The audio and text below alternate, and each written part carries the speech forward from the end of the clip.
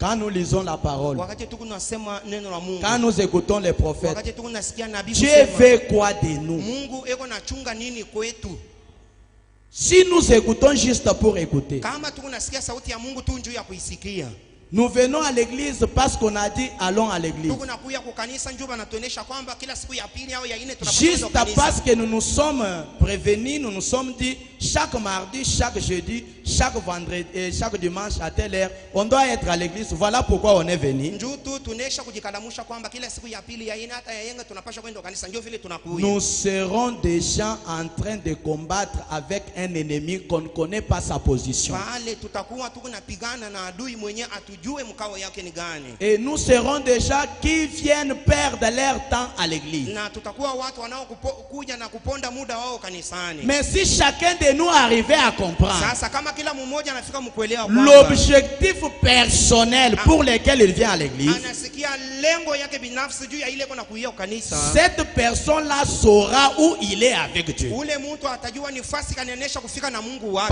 Parce que vous ne pouvez pas suivre un chemin, mais ne connaissant ni même pas la distance qui vous reste pour arriver. Sur votre chemin vers le ciel, vous êtes à quel niveau ce soir?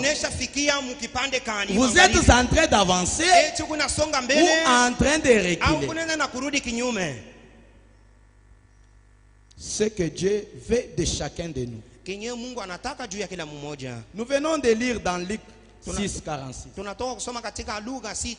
C'est le Seigneur Jésus-Christ lui-même, le Dieu que nous prétendons adorer, le Dieu que nous prétendons servir.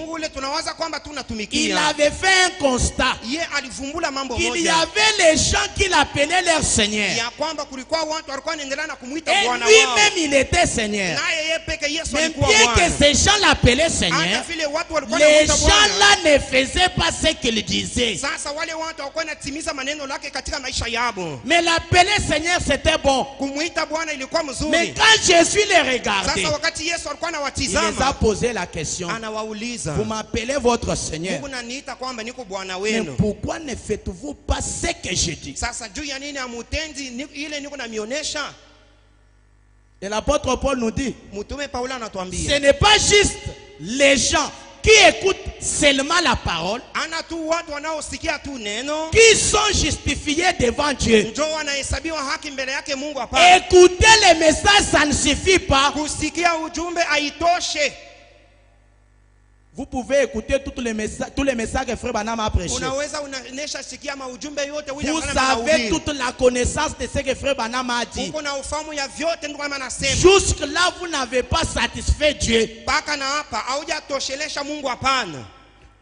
Vous qui avez la parole, quand vous vivez contrairement à la parole que vous avez, l'apôtre Paul dit, on va vous juger par la même parole. On ne prendra jamais la parole des témoins de Jéhovah, non. Les croyants du message seront jugés avec le message des frères Branham. Combien de prédications tu as déjà écoutées? Quels sont les mystères que tu connais? Quelles sont des vérités que toi tu connais? Maintenant Dieu prend ta vie, il la compare à la connaissance que tu as. C'est là que tu vas te voir, soit tu es en route vers le ciel, ou tu es en route vers l'enfer. Et ceux qui n'ont pas l'évangile, ils ne sont pas épargnés au jugement. Non. Que tu aies la parole ou pas, tu vas affronter le jugement de Dieu. Mais comme tu n'as pas la parole, tu seras jugé sans cette parole-là. Tu vas périr par ton ignorance. Utateketezwa kupitia ujinga kutokujua kwako. Tu ne vas pas dire à Dieu que non, moi je ne savais pas. Hautaambia Mungu akosema mimi sikujuake mambo ya neno. Personne n'ignore l'existence du message de Frère Branham sur la terre. Hakuna mtu hapa anaweza kusema kwamba asijue ujumbe wa William Branham hapana. Comme tu ne viens pas à la parole, vile au kuje kuneno, tu t'es toi-même condamné. Na we peke unesha kujihukumu. Et Dieu ne va pas discuter avec toi. Na Mungu hataweza siku hata moja kuongea wake kwa kubishana na wewe. Dieu discute qu'avec sa parole. Mungu yeye kuna bishana paka na neno yake pamoja. Il ne fait exception de personne. Yeye asina mubaguzi Mungu. Peu importe qui tu es. Ichapokuwa wewe ni nani. Mais ce soir, lakini magharibi, lumière du soir, nuru ya jioni, sommes-nous dans la parole? Eti tuko katika neno. Ce soir ici, magharibi, si Jésus descendait ici, kama Yesu anashuka hapa, chacun de nous passe devant lui. Kila mmoja hapa anapita mbele yake. Avec votre vie, bien sûr. Na maisha yako kweli. Pas avec ma vie. Hapana na maisha yangu mimi. Pas avec la vie du pasteur. Hapana na maisha ya mchungaji. Mais ta vie personnelle. Lakini maisha yako wewe peke. Devant Jésus. Mbele ya Yesu Kristo. Peut-il t'embrasser comme son fils? Eti Yesu anaweza kukumbatia wewe kama mwanake. Ou bien un persécuteur de la parole. Au anaweza kukufukuza wewe kama mtu anayeponda neno. Écoutez. Mufate. Frère Branham dit ceci dans ses rangées du côté de Jésus. Ndio hapa nasema hivi mahubiri kujipanga ngambo ya Yesu. 211. Les témoins de Jéhovah sont fidèles à ce qu'ils croient. Washahidi wa Yehova wanabaki waaminifu kwa ile yote wanaoaminia. Les baptistes sont fidèles à ce qu'ils croient. Wabatiste wako waaminifu kwa neno yoyote wako naaminia. Les presbytériens sont fidèles à ce qu'ils croient. Wapresbiteri wanabaki waaminifu kwa neno ambayo wako naaminia. Et ils sont tous ceux qu'il y a des plus fidèles à leur pasteur. Na weko waaminifu zaidi kwa mchungaji wao. Mais lakini est-ce que eti on ne peut pas être aussi fidèle à la parole de Dieu? Eti nasi pia hatuwezi na kuwa waaminifu kwa neno ya Mungu. Les dénominationnels, wazehebu, nous les traitons de tous les noms. Mais ils sont fidèles à leurs enseignements. S'ils vivent tels qu'ils sont en train de vivre, c'est parce que c'est l'unique vérité que ces gens-là savent. Mais toi, tu as reçu la révélation. Tu as reçu la lumière. Mais tu es en train de rendre la lumière que tu as reçu les ténèbres. Par ta vie, l'infidélité à la parole. Mais tu te réclames toujours épouse de Christ. En quoi es-tu épouse de Christ? Ou bien tu es un témoin de Jéhovah au message. Parce que parfois quand on regarde ta vie, c'est la vie d'un témoin de Jéhovah. Quand on regarde ta vie, c'est la vie d'un catholique. Quand on regarde ta vie, tu es quelqu'un de Tchevanchan. On ne voit rien du message en toi. Mais tu te réclames toujours épouse. Tu es épouse en quoi? Parce que Dieu, lui, ce qu'il veut de ses enfants, c'est que ses enfants agissent selon sa discipline. Et la discipline de Dieu, c'est sa parole.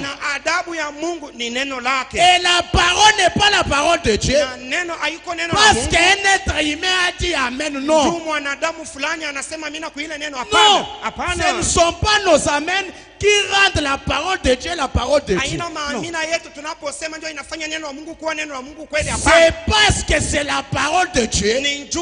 Voilà pourquoi nous devons la croire. Mais si toi tu refuses, c'est ton problème. Elle restera la parole de Dieu. Tu vas la croiser au jour du jugement. Et tu n'es pas l'épouse de Christ si tu ne vis pas selon la parole de Dieu. C'est bon. Écoutez les prophètes. Accusation. 56. Les saints prophètes disent, nous tous, nous prétendons être l'épouse de Christ. Si on pose seulement une question ici, kama tunauliza tu paka hapa, qui est l'épouse de Christ? ni nani bibi harusi wa Kristo? On va lever les mains. Kila mtu atainua mkono. Mais Lakini celui qui est venu chercher l'épouse va parler. ule anakuwa kutafuta bibi harusi mwenyewe atasema. Et chacun de nous va se mettre Na kila mmoja à atajiangalia. l'épreuve. Atajiangalia S'il yeye est peke réellement yake l'épouse de Christ, kama kweli ni bibi harusi wa Kristo ou juste un membre de l'église. au uko tu mwanamemba wa kanisa. Frère Branham dit, Ndugu na maana anasema nous prétendons être l'épouse de Christ, tunajiwazia kuwa bibi harusi wa tout Kristo, en étant cependant très infidèles. lakini hatuna hata uaminifu kidogo. En quoi consiste cette infidélité? Lakini kukosa kuwa mwaminifu kunatokea À wapi? vivre contrairement à la discipline que Dieu a instituée pour son épouse. Ni wakati tunapoishi kinyume na adabu ile Mungu anatia ndio bibi harusi wake. Chaque femme Kila mwanamke mariée anayekuwa katika ndoa agit uniquement na anajua tu selon la discipline de son mari. eko natenda tu kufatana na adabu ile mume wake Et anamupa. l'époux de l'église ou de l'épouse au temps du soir, Na bwana harusi wa kanisa au wa bibi harusi wa c'est kanisa wa Dieu magharibi lui-même. ni Mungu yeye peke, Et sa discipline, na adabu yake c'est la parole. ni neno yake. Épouse de Christ, Bibi harusi wa Kristo obéis à la parole. ti neno ya Mungu. Si tu n'obéis pas, Kama uti neno, Dieu ne te reconnaît pas. Mungu Tu asikutambue. es un ouvrier d'iniquité. Pale huku mfanyakazi mwovu, Quelqu'un qui connaît la vérité, mtu anayejua mais ukweli qui agit contrairement à la vérité. lakini yeko natenda kinyume kia ukweli yenye La anajua. finalité, c'est le fait. Mwisho utaingizwa katika moto. Ouais, ouais. Il y a les gens qui me disent, Kuna watu wako na nyambi, tu es trop dur. huku nasema bia nguvu C'est sana. ce qu'on parlait toujours de toi. Ndio mpaka vile beko nasema juu Si le yako. pasteur dit seulement que tu prêches, Kama mchungaji anakuonesha tu c'est, uhubiri, tu vas prêcher comme du temps de Moïse. utahubiri kama Samu wakati wa Musa. Je lis Moïse ici. Eti hapa niko nasoma Musa. C'est frère Branham. Ni ndio ambaye niko nasoma. C'est frère Branham Ni ndio ambaye niko nasoma. qui dit que tu n'es pas épouse dans la vie que tu vis là. Njoo yule anasema hauna bibi harusi wakati maisha ile uko naisha ifuatane na neno. Même si tu dis que parce que tu es faible, Hata kama unasema kwamba ni njuku mdhaifu. nous tous on est devenus des Paul. Sisi wote tunakuwa paka wa Paulo. Sa grâce me suffit. Neema yake inanitosha.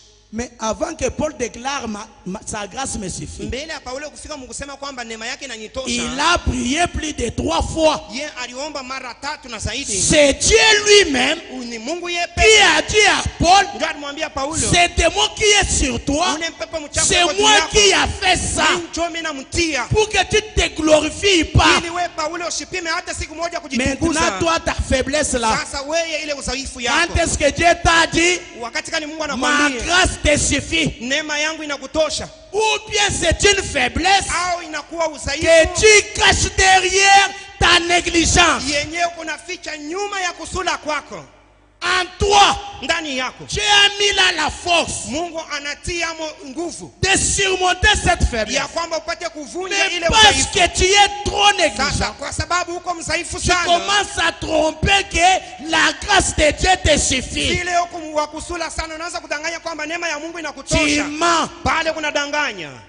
tu nous mens. Huko natudanganya tu. Relève la tête. Inua kichwa Tu peux chako. vaincre cette faiblesse. Unaweza kushinda ile udhaifu. Parce que Dieu, lui, Kwa maana Mungu il yeye ne t'a pas soumis ye asikutie à une épreuve plus grande que la force qu'il a mis mbele à ya toi. jaribu ya nguvu sana kuliko nguvu ile Mungu C'est anatia ndani toi-même. yako. Ni wewe peke. Dieu ne nous a pas envoyé une parole surhumaine. Non. Mungu asikututumie neno ile inatushindia sisi binadamu, hapana. Non. Hapana. Le message, Ujumbe c'est une parole que les êtres humains doivent vivre. ni neno ile binadamu wanapaswa kuishi. Ce n'est pas une parole que les anges viendront vivre sur la Haina terre. neno ile wa malaika watakuwa kuishi Non. duniani, hapana. Hapana, si vile. Si c'est du temps de Paul, Wale wa wakati wa Paulo ont réussi à vivre à la hauteur de leur parole, kama walifika mukuishi kufatana na neno yabo, aujourd'hui au temps de la leo perfection, pia mwakati ya il y kukamilika aura au moins un petit groupe kutakuwa kwa mkundi qui kidogo vivra au sommet de la parole, yenye itaishi qui kufatana na neno seront les yote, reflets complets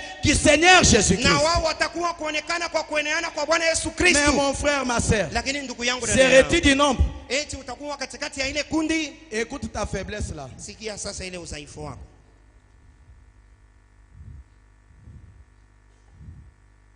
Oh, nous sommes faibles. Sisi ni wazaifu. Non, vous trompez. Hapana, unadanganya. Non, vous trompez. Hapana, unalanga tu. Si du temps de Moïse n'était pas faible. Watu walikuwa wakati wa Musa hukuweka wazaifu. Seulement toi qui tu as reçu la plénitude. Ni wewe ule unasema unapokea utele wa Mungu. Tu as reçu le parfait. Unapokea kikamilifu. Quelqu'un qui reçoit le parfait mais étant faible. Mtu ule anapokea kikamilifu lakini ni mzaifu. Non. Hapana. On est négligent. Hapana, sisi tuko watu wa kusula. Nous aimons trop notre chair. Tunapenda sana mwili yetu. Nous sommes devenus les serviteurs de notre chair. Tunakuwa watu wanaokuwa kukazi na mwili. Peut-être les serviteurs de nos âmes. Sazingi kuliko kuwa watumishi wa nafsi yetu. Les conditions de la vie dans laquelle nous passons. Mahali ya maisha ndani yamo tunapitia. Nous avons plié nos genoux. Tunavunja magoti yetu. Devant ces conditions-là. Pour servir la chair. Et le diable nous a eu. Et nous a donné une écriture. C'est parce que tu es faible. C'est pourquoi il est fort. Mais s'il est fort en toi, qu'est-ce qu'il fait? Ou bien c'est une force au repos. Écoutons Deutéronome 30. Aujourd'hui les amens ont disparu. Ce n'est pas encore le jubilé. Hein? Ne rendez pas Dieu quelqu'un qui va toujours chaque fois sonner le son de la trompette pour votre liberté. Non. Quand Dieu vous libère, ne retournez pas encore sous la joue. Vivez comme un homme libre. La semaine passée, c'était le jubilé. À peine 3 jours, tu as retourné dans le péché. Avais-tu compris les sons de la trompette? Ou bien tu as juste entendu? Tu as manqué le discernement. Souvenez-vous, il nous a été dit, celui qui manquera le discernement, on va le trouer l'oreille. Il restera esclave à vie. Un examen de conscience. Et écoutez les prophètes. Prophète Moïse donc. Il dit ceci aux enfants d'Israël. Ce commandement que je te prescris aujourd'hui n'est certainement point au-dessus de ta force, ni hors de ta portée. Le message que tu as reçu, il n'est pas au-dessus de ta force.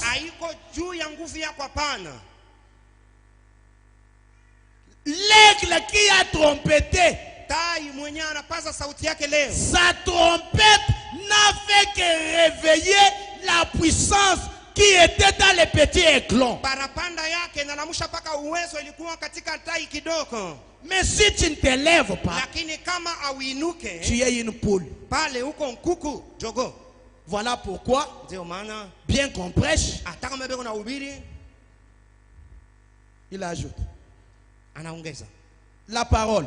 Il n'est pas dans les cieux pour que tu dises qui montera pour nous au ciel et nous l'ira chercher, qui nous les fera entendre afin que nous les mettions en pratique. Tu vas te justifier par quoi? Que Dieu a gardé sa parole au ciel. N'as-tu pas la parole avec toi? Tu l'as dans ta main. Tu discutes cette parole nuit et jour.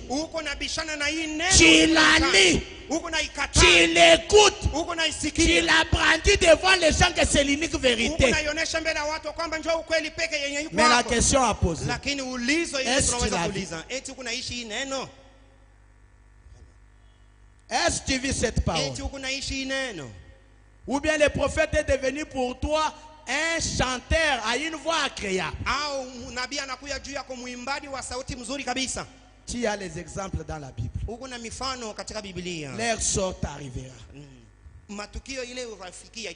Il ajoute, il n'est pas de l'autre côté de la mer pour que tu dises qui passera pour nous.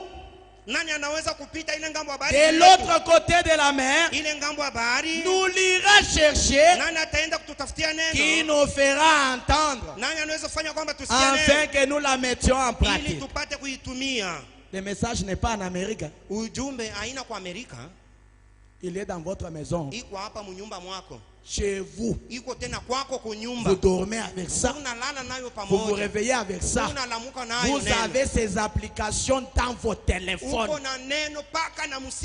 Et ce sont les applications les moins utilisées de ton téléphone. Alors que ces applications, pour les utiliser, ça ne demande pas les mégabytes. Comprenez au moins ce que Dieu a fait. Mais ton WhatsApp, tu dois payer les mégas. YouTube, là où tu te suis, tu dois payer les mégas. Et les applications du message, tu y entres gratuitement. Mais par jour, tu les consultes combien de fois? Combien d'heures donnes-tu à ces applications? Parce que ça ne demande rien. Pas de justification. Dieu c'est un maître. Il sait que l'homme veut toujours se justifier.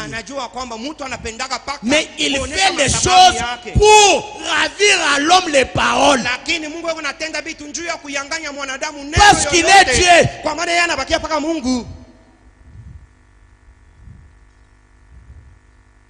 Je suis chez nous.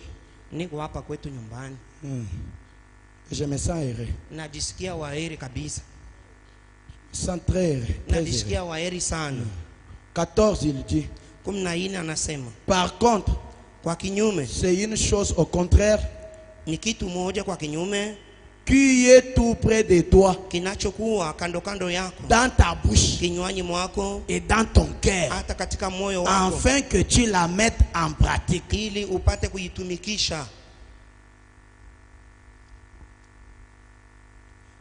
Le message tu l'as.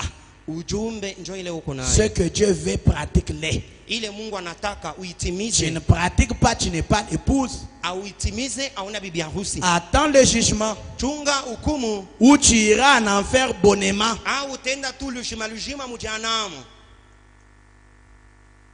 Et quand tu fais ce qui est en train de faire là, tu connais très bien, avec exactitude, qu'il y a eu des gens dans la Bible qui faisaient ce que tu fais aujourd'hui. Quand tu le fais, moi je ne suis pas avec toi pour te le dire non. Toi-même tu connais ta vie. Moi je prêche que la parole. Celui qui connaît sa vie, c'est chacun de nous. Et Dieu. Tu ne fais pas ça par ignorance. Parce que tu as déjà la vérité. Tu connais même les sorts des gens qui vivent dans ta condition. Les gens qui ont vécu autrefois dans les conditions ou dans la vie que tu es en train de vivre jusqu'à ce soir. Tu connais réellement quel a été leur sort. Mais tu continues toujours à t'entêter. Les prédicateurs montent, ils retournent. Répands-toi, répands-toi. Répands-toi, répands-toi. Tu te fais yémei. Je reste le Dieu de sa parole. Frère Branham dit dans l'écriture sur la muraille, 9:358. Paragraphe 51. Je crois qu'on va mettre ça au-dessus. Il parle du message donc. Il dit, ces choses ne sont pas mystérieuses. Là au milieu. Ce n'est pas un message difficile. Oh, le message est difficile. Lui a dit ce n'est pas difficile. Tu vas nous les rendre difficiles comment? C'est toi qui es négligent. Tu veux que les anges viennent agir à ta place, mère boss. Et il dit, ce n'est pas un message difficile. C'est la vérité. Vous avez un exemple. Vous savez ce qu'il a fait jadis aux femmes qui dansaient devant les idoles.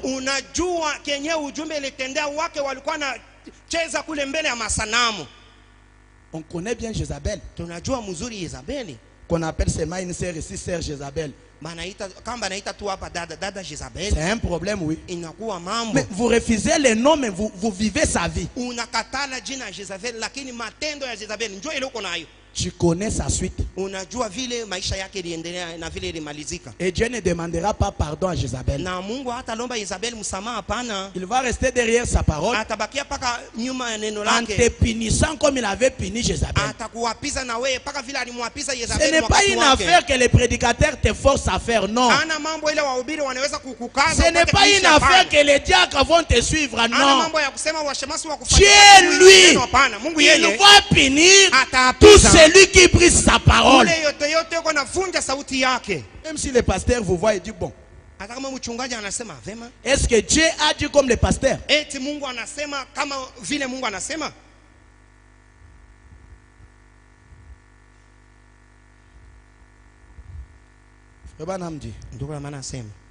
Vous connaissez cela? Vous savez ce qu'il a fait à l'homme qui suivait les femmes étrangères.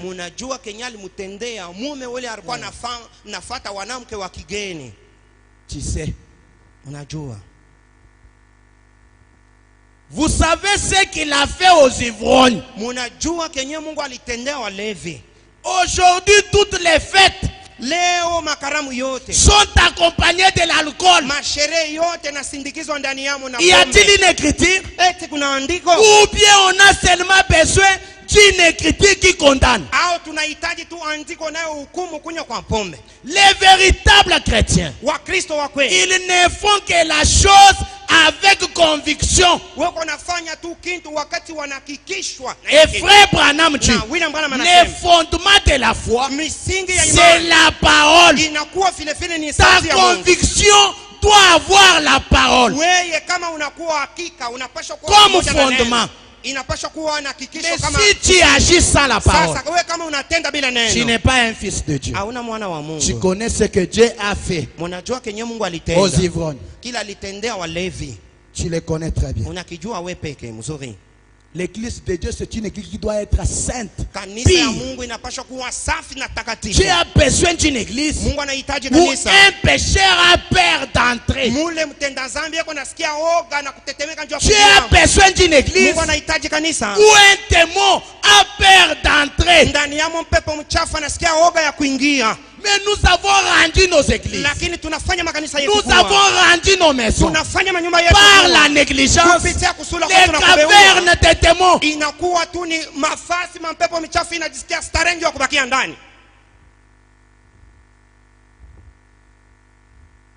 Frère Branham dit, vous savez ce qu'il a fait aux ivrognes, aux homosexuels, aux gens pervertis de Sodome? Ce n'est pas une chose étrange chez vous. Tu connais ça. Mais tu agis comme un homme ou une femme insensé, ignorant les filtres que Dieu t'a envoyés. Parce que quelqu'un d'autre a fait, tu as voulu aussi faire comme lui, te croyant l'homme le plus intelligent que Dieu. Mais frère Branham dit, tout chrétien fera tout ce qu'il fait et tout ce qu'il dit, il voit discerner cela par la parole. Tout chrétien. On ne parle pas des témoins de Jéhovah. Abasema njoo washahidi wa Jehova pana. Les chrétiens banasema tu njoo ya Wakristo. Agissent uniquement wanatenda tu selon ce que le prophète a dit. Kufuatana na yote nabii anasema. Pas selon ce que celui-là a fait. Hapana kufuatana na ile fulani ule anatenda. Discerner le corps du Seigneur. Kutambua kwa mwili wa Kristo. Paragraphe 31. Kifungu 31. Frère Branham dit ceci. Ndio anasema hivi. Mais aujourd'hui, lakini leo nous faisons des choses sans discerner la parole de Dieu. Bila utambuzi wa neno la Mungu tunatenda matendo yote yote. Alors que nous devrions avoir le discernement de tout ce qu'on fait, que nous faisons. Wakati tulipaswa kuwa na utambuzi kabla ya kutenda kitu chochote. Cela devrait être mesuré avec la parole de Dieu. Yote tunapenda kutenda tunapaswa kuipima mbele kufuatana na sauti ya Mungu. Tout ce que les chrétiens font, yote Wakristo wanaotenda ou disent, weko nasema, devrait être mesuré kwanza ilipaswa upima avec la parole de Dieu. Neno ya Mungu kona kama ineneana au hapana. C'est comme ça qu'on fait. Eti ndio vile tunatendaka sisi. Ou bien la parole de Dieu, elle est la parole seulement quand on dit Dieu dans la chair humaine. Neno inabakia neno wakati wanasema Mungu katika mwili ya binadamu. Mais c'est Dieu dans la chair humaine que je lis, oui. Lakini niko nasoma hapa Mungu katika mwili ya binadamu. Ici ne mérite pas les amen. Na kama ashistahili maamina. Comme frère Branham le dit.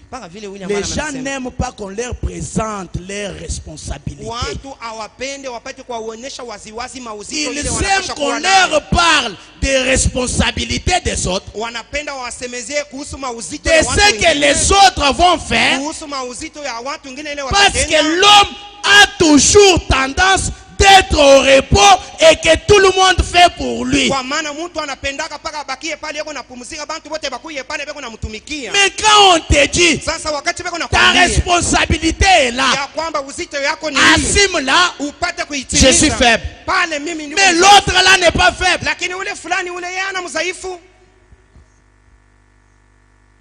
C'est seulement toi le plus frère. Mais la parole dit ta faiblesse n'est pas reconnue.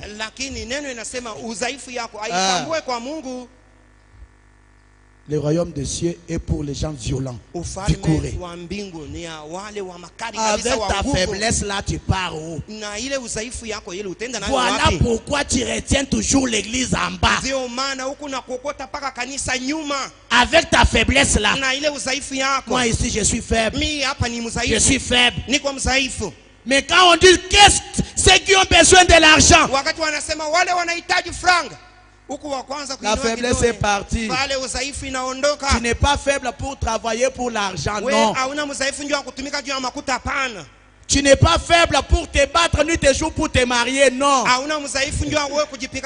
Tu es faible seulement quand on dit de vivre la parole. N'es-tu pas en train d'accomplir ce que Jésus a dit? Ce qui arriva du temps de l'autre arrivera à ce jour-ci. Les hommes mangeaient. Tu manges du 1er au 30. Si on fait seulement une chaîne de 3 jours, le gouvernement sera au courant. Nous les faibles ici, un jour, tu vas présenter à Jésus ta faiblesse. Il bâtissait. Tu as même besoin qu'on te donne le prix de tout Lubumbashi pour toi. Tu vas payer. Et c'est en cela que toi tu as résumé la puissance de Dieu. Non. Non. Lumière du soir. Où est partie ta force? Pourquoi as-tu lâché? Tu as oublié ta place. Tu es